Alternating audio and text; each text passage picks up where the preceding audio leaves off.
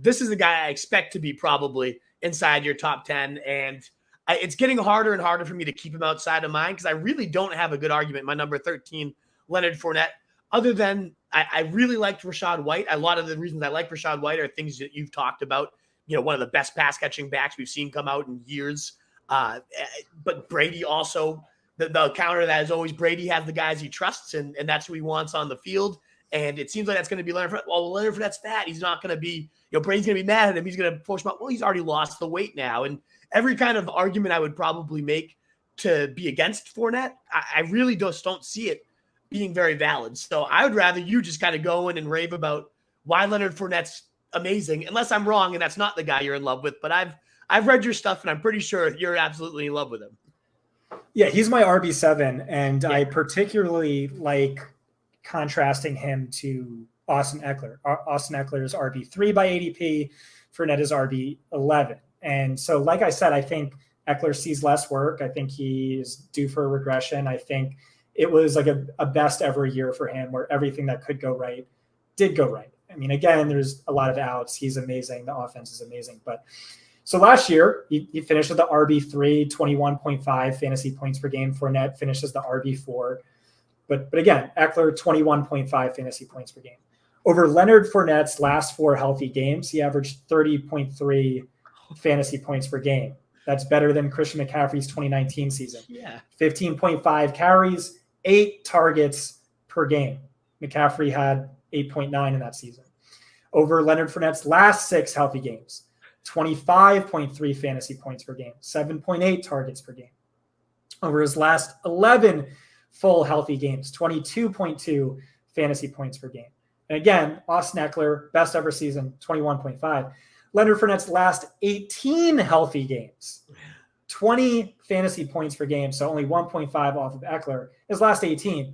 And keep in mind, like, volume was trending better and better as the season went on, but also just better than Eckler's volume last year by snap share, weighted opportunity, XFP, anything on a market share basis.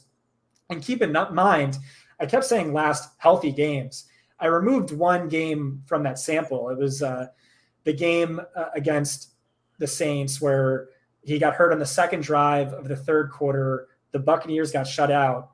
He was on pace for 17 carries and 13 targets. Like, arguably that game makes him look even better. But again, like, you do have to contrast him to Ekeler, and like Ekeler has things working in his advantage. It's like, even if Spiller's awesome, I don't think he is. I think Rachaad White is drastically better than Spiller. Mm-hmm. Ekeler is so good that he's going to command this role no matter what. Like, he's a lock for 150 carries, 70 targets, something along those lines, no matter what, because he is that good.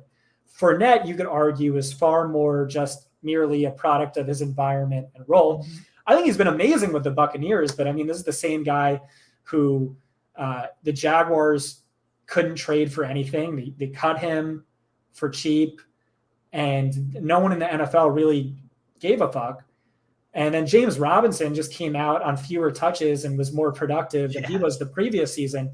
So there's like the risk there that he's just a product of his role. He's not that good. Rachaad White, I love him. Maybe Rachaad White is like better. But at the end of the day, it's just like hard to lose sight of this like drool-inducing role and upside. And again, like it's going to be hard for a rookie running back to earn Tom Brady's trust and things of that nature. So at the end of the day, RB7, and that's where I'm at. Yeah, I don't, again, have much argument against it. My one concern is exactly what you outlined at the end there. We're betting more on the role than the talent of the player, even though he has looked, especially playoff Lenny, just looks unstoppable, an absolute monster. But Rachaad White is, I think, really, really good. So if there does become a scenario where Fournette twists his ankle or something of that nature and they get Rachaad White in there, I could see him taking this role and just being that much better than Lenny because the role is so valuable. He's just a better player. Maybe he is, maybe he's not. It's all hypothetical. The other concern, too, is the fact that the running back coach complaining about Fournette ad-libbing and that gets him in trouble being in the wrong place at the wrong time. It matters what Brady thinks and not this running back coach. So if Brady trusts him and that's what Brady wants. He's the real coach. Exactly. But there is just like little tea leaves that suggest, what if the receiving role They made those comments pre-draft. Then they draft the best receiving back in the entire college crop here. What if that just Rachaad White does earn that role, because so much of the value is the fact that he saw the fourth most targets, was in on 80% of the snaps. If this becomes an early down versus a third down now coming in, as the Patriots used to operate, that would be a huge ding on Fournette. So that's my one concern, is the targets don't exactly translate over because of how good Rachaad White is. But I guess we have to believe that when we see it. I mean, that's just the risk. Like it's real. It's just, I watched that presser. They said he was just simply the best player on the board. They didn't feel this was a position of need. He's going to start low on the totem pole. We'll see what happens. We're bullish in the long term, but we love Leonard Fournette, blah, blah, blah. But I mean, he would have been the best player on my board. I think that's a good player. So that's the concern. Yeah. And for what Leftwich should say, it's really hard to get Lenny off the field because of the connection him and Brady have. So, until otherwise, I do think at least to start the year, we're going to get that workhorse Fournette. He's going to be a beast. And maybe he just never gives up the reins and we don't really hear of Rachaad White for another year or two. But The other thing is Pro Bowl left guard Ali Marpet retired. Ryan Jensen seriously hurt, potentially out for the full year. Alex Kappa left in free agency. So that's the left guard, center, and right guard. And Tom Brady has always seriously struggled against interior pressure. Mm-hmm. Even in 2020, when only Marpet missed 3 games, but I think Jensen was actually also hurt as well and just playing through injury. Points per game dropped by 25%. Interceptions per game doubled. Sacks per game rose by 28%. So I think the offensive line is going to be much worse for Fournette. The only thing to argue back against that is like Tom Brady targets running backs more than any other quarterback. He's a Hall of Fame, the greatest quarterback ever. They're favorites to make the Super Bowl in the NFC and like blah, blah, blah. But RB7 after just weighing all this, but it's a lot to weigh. Yeah.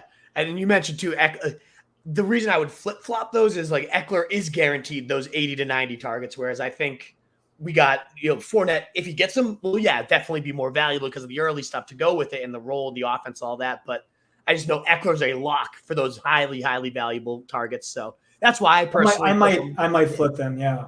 It just, and it's I don't know, that to me, it just feels a little bit safer, but I can't blame you because those stats you cited about 30 points game more than McCaffrey. I mean, that is just, it's crazy. And that role is just insane. And it's weird. Everyone forgot about it. It seems like he's. Yeah. I mean, I certainly at running back 13. Like I certainly forgot about it. Yeah. Usually a guy who averages 30 over his last 4, 25 over his last 6, like that. You only get that early round 1. So that's what I keep coming back to. But yeah. Absolutely. What is up, you fantasy wolf? Thanks so much for tuning in. If you haven't already, share your thoughts in the comments, check out some more videos, and join the newest Wolfpack by subscribing below.